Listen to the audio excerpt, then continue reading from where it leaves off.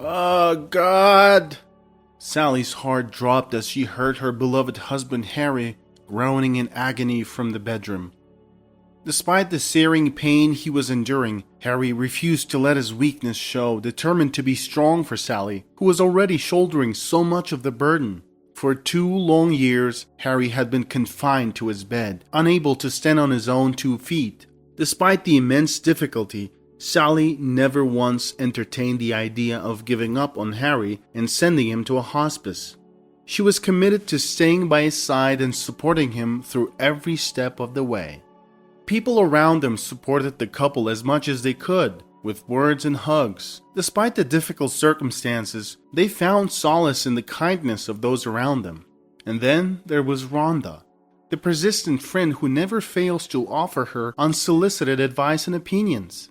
This time, her approach was sudden and surprising. "Sally, I know it's none of my business, but you're gonna hurt yourself. Why do you have to go through this? You're pretty and still so very young. Think about that," Rhonda said to her one day. "What are you talking about, Rhonda? I expected you to say something nicer than that." Sally was disappointed in her close friend. Sally was still young and had a lot of potential for a fulfilling future, but her prospects were now darkened by Harry's devastating illness. The burden of the situation was overwhelming, causing her to weep as she was filled with emotions. The sadness in her eyes reflected the intense love she had for her husband and the pain she felt at witnessing his suffering. As Sally cooked breakfast, she couldn't help but think back to the beginning of their love story. 10 years prior, as a young student on the brink of graduation, she had fallen deeply in love with her philosophy professor. He was 23 years her senior, but with his smooth, velvety voice and eloquent words, he had captivated her completely. Sally was just one of many young women charmed by the professor's charisma, but for her, he held a special place in her heart. The love she felt for him was all-consuming, and in that moment, nothing else in the world seemed to matter. Sally came from a wealthy but small family, consisting only of her and her mother, Mrs. Gardner. Sadly, her grandparents had passed away years ago. The infertility of Sally's grandmother, Mrs. Foyle, was the root cause of the small family. Mrs. Foyle was only able to conceive at the age of 45, unlike Sally's mother, who had given birth to Sally at the age of 30. Sally's father was somewhere out in the world, having chosen to run away when he learned of Mrs. Gardner's pregnancy. He was not interested in starting a family and only wanted to have a relationship with Mrs. Gardner with no strings attached. He was 10 years older than her, but when faced with the prospect of fatherhood, he chose to flee instead of stepping up and accepting his responsibilities. Mrs. Gardner chose not to pursue him, realizing that it would be better for Sally to grow up without a father who was not willing to be a responsible and loving parent. She made the difficult but selfless decision to raise Sally on her own, putting her daughter's well-being above her own desire for a complete family. Despite the challenges of raising a child on her own, Mrs. Gardner was determined to be an independent woman and provide for Sally. However, she soon found out that raising a child was not as easy as it seemed, and she was grateful for the support of her wealthy parents. They were always ready to help, assuring Mrs. Gardner that they could handle many things and assist in raising their granddaughter Sally. Sally's grandfather, Mr. Foyle, was a self-made man who had built his own wealth from the ground up. At the young age of 16, he left his hometown and journeyed to the city in pursuit of his dreams. He took on odd jobs, the crucial one being cleaning windows on tall buildings. That's how he would meet wealthy individuals and learn from them. With his determination and entrepreneurial spirit, Mr. Foyle was able to build a successful construction business and become a millionaire by the age of 25. Thanks to his success, the family was financially secure and did not have to worry about financial struggles. Hurt by the betrayal of the man she loved, Mrs. Gardner found it difficult to trust and love again. She saw only negativity and selfishness in men and felt no need for their attention. Instead, she poured all of her energy and love into raising her daughter, Sally. Mrs. Gardner was immensely proud of her daughter, who brought joy to her life with her many talents and loving nature. Sally was truly one of a kind and brought happiness and fulfillment to her mother's life. Sally excelled in school and was particularly gifted in the arts. After high school, she went on to study interior design in university, where she eventually landed a prestigious job at a design company in Europe. Her co-workers and colleagues recognized her talent and saw a bright future ahead of her if she continued to develop her skills and work hard at the company. But for some reason, Sally decided to pursue her master's degree. When Sally turned 20, the sudden loss of her grandparents with difference in just a week was a big shock for her and Mrs. Gardner. They had lost not only their parents, but also the source of love, comfort, and support in their lives. Mrs. Gardner especially took the loss of her parents hard, as she had been very close to them. They used to share everything with each other and would often talk for hours on end. In their absence, the big house that was once filled with laughter and love became quiet and somber. The memories of them were everywhere, and it felt like they were still there, but their physical presence was greatly missed. Adding insult to injury, the relationship between mother and daughter also deteriorated in that period of their lives. It all started when Sally went back to school to pursue her master's. She fell in love with her professor, who was in his late 50s. Mrs. Gardner didn't like where it was going at all. When Sally brought her boyfriend to meet her mother, Mrs. Gardner was taken aback by his age. He was nearly the same age as her. Despite him being a well-respected professor, Mrs. Gardner was able to see right through him and was not impressed by the relationship. The relationship between mother and daughter was only getting worse. Mrs. Gardner was not the one in love with Magnus, which meant she could objectively assess the whole picture. She was able to draw from her own past experience with a similar gentleman to warn Sally about the pitfalls of rushing into a relationship.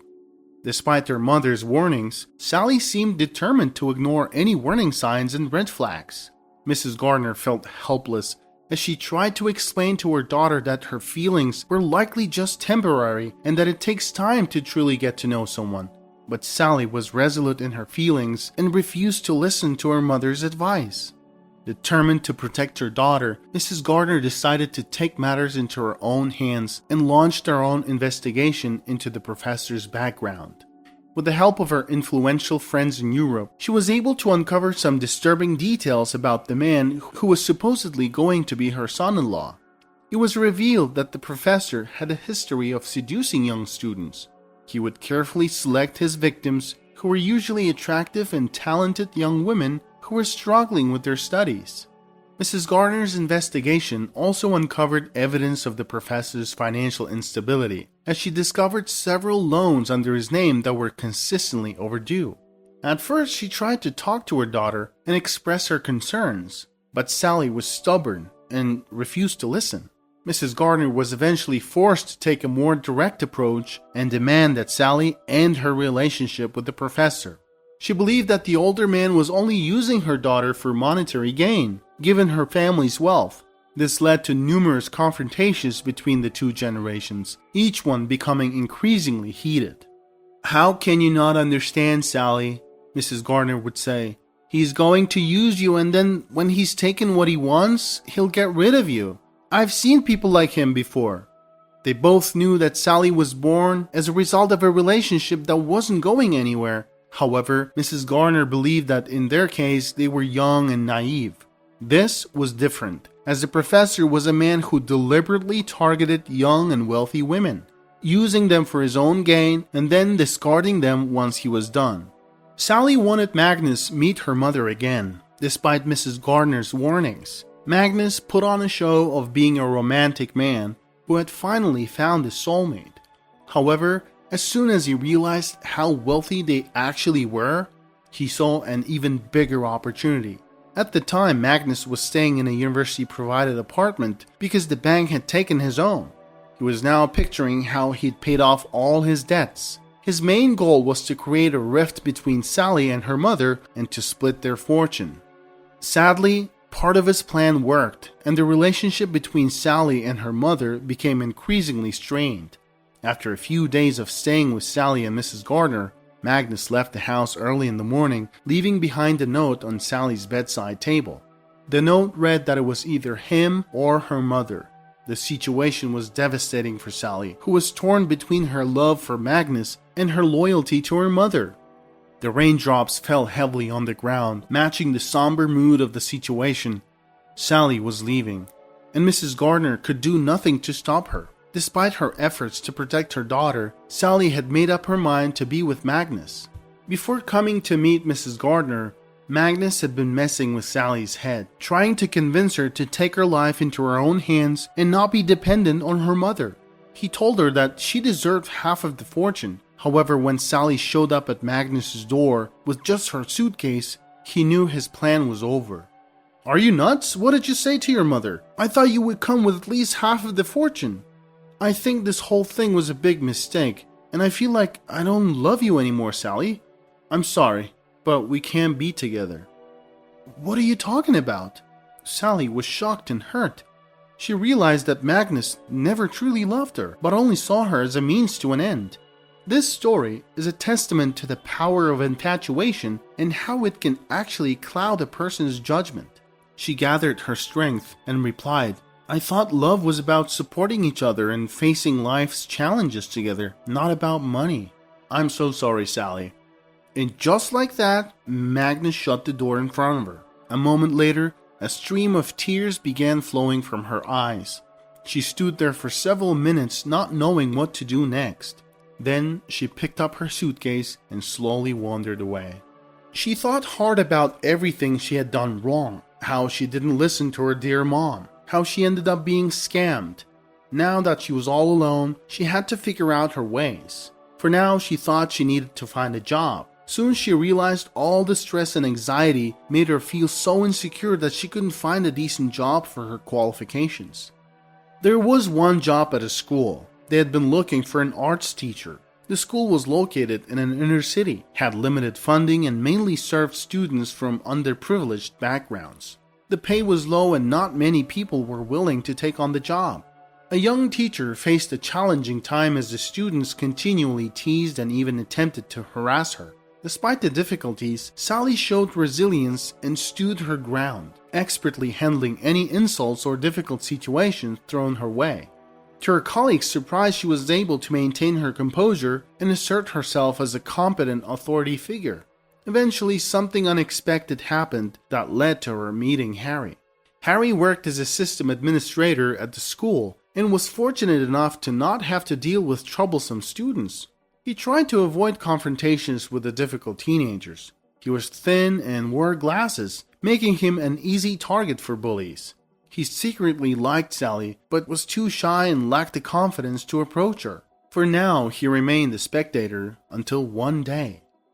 Despite his nervousness, Harry mustered up the courage to approach Sally one day. He waited for her to exit the building, but to his surprise she was accompanied by a group of teenagers who were harassing her. Harry quickly walked behind the corner. He was too shy to call out to her, feeling that someone as beautiful as Sally would not take notice of someone like him. The teenagers were much bolder and continued to shout insults at her. Harry, hesitant about his next move, decided just to follow them. As they walked around the corner, the leader of the group, Liam, said to Sally, "Let's talk now, huh? You're too confident in the classroom." Along with two other classmates, Liam pounced on Sally, and they suddenly started pulling her into an alleyway. They were out of control, seemingly under the influence of some kind of substance. Sally desperately cried out for help as she was being dragged down the alleyway. Just when she thought all hope was lost, a thin young man appeared from the other end of the alleyway. She recognized him as a geek from the school, and he was armed with a stick. Harry confronted the bullies and demanded that they leave her alone. The bullies greeted Harry's arrival with mocking laughter and quickly turned their attention to him. The situation was about to turn into a double attack, but Sally took action that she never thought she was capable of. She grabbed a brick from the ground and swung it at Liam, hitting him on the shoulder. The blow was hard enough that Liam immediately retreated and raised his hands in surrender. Then she started screaming at them hysterically, like a wounded dog. The other two bullies stopped their attack and fled the scene, but they did manage to jump on Harry on the way and beat him up. Harry was left badly injured and spent a week recovering. Sally checked up on him the whole week. After the attack, the teenagers were reported and they were expected to be sent to juvenile detention. This event had a significant impact on the school, as the rest of the students began to show more respect towards the young teacher. After all, she dealt with one of the most difficult kids of the school. From that point on, no student dared to misbehave in her class. Harry and Sally became close friends over the years, but Harry never dared to reveal the deeper feelings he had for her. He was afraid that confessing his love would lead to rejection and the end of their friendship, and he couldn't bear the thought of never hearing Sally's cheerful laughter again. When Harry finally confessed his love to Sally, she was overjoyed. She had been secretly in love with him too, but was also afraid of ruining their friendship. From that moment on, they started a new chapter in their lives and became a happy couple. Harry was an absolute opposite of Sally's previous love. He was willing to sacrifice his life for Sally's happiness. They had a wonderful time together and even planned to start a family. However, tragedy struck. Harry woke up one day with a really bad headache. When he got up, he couldn't stand on his feet. It was the unhealed hematoma from the injury. The doctors gave him a grim prognosis and informed him that he wouldn't have much time left to live. The only hope they had was a costly procedure at a clinic, which they couldn't afford. Sally considered asking her mother for help, but her mother had sold her home and disappeared without a trace, wanting to leave her past behind. Sally had to leave school to take care of Harry, but they needed some kind of income. She looked for something part-time for a while and found one. A wealthy household needed a cleaner. She was happy they hired her, even though the residents appeared to be haughty and harsh towards her. But Sally didn't care about the way she was treated, as long as she was getting paid weekly.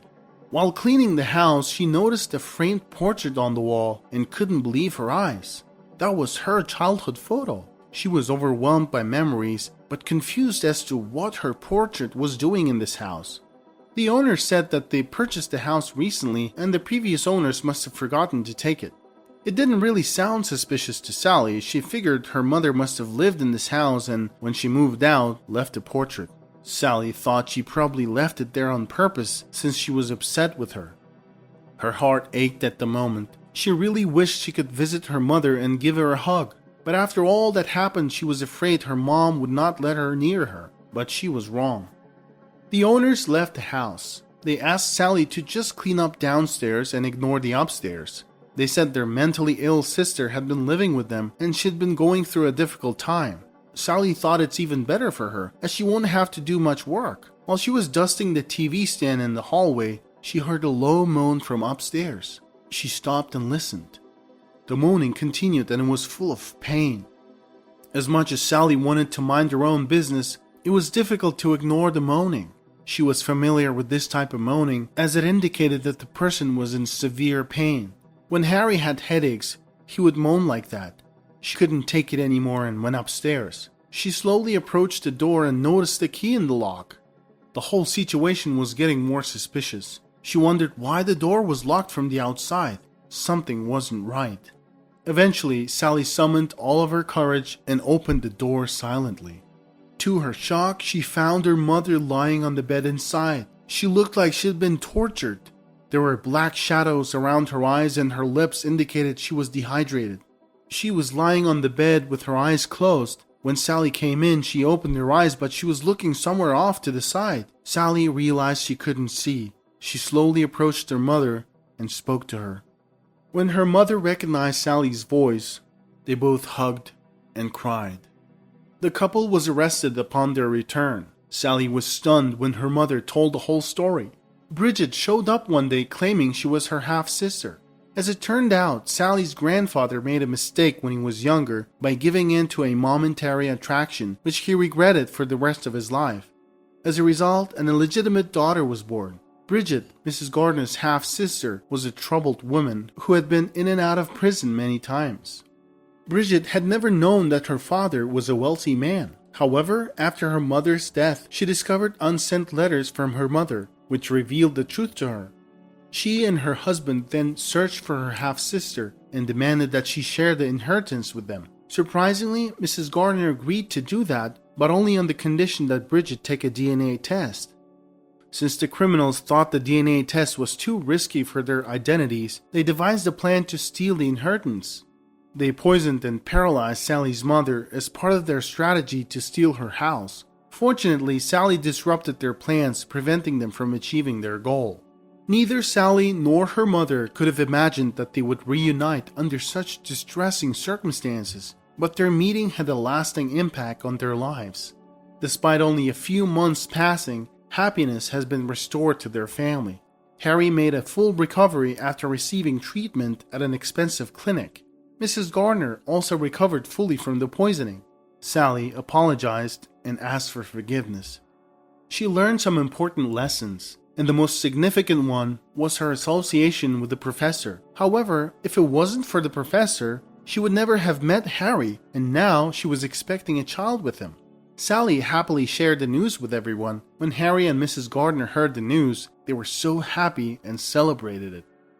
Sally continued working as an arts teacher. At school, she was one of the most energetic teachers. She wasn't really happy about the teenagers who were going to spend time in juvenile detention. After all, they were just kids. In fact, if it weren't for them, Harry would never have gotten sick, and she wouldn't have saved her mother. Therefore, even though she was the victim of assault, she was planning to ask the judges to be lenient. Harry and Sally decided to devote their time to working with the difficult kids at school and helping them make the right choices.